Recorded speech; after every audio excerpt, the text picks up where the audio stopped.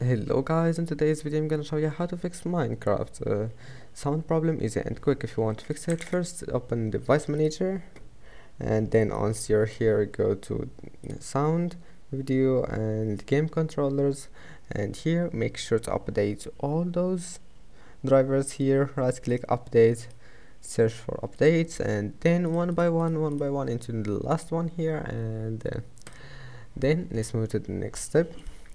Go to File Explorer and type here appdata percent appdata percent, and then go to Minecraft folder.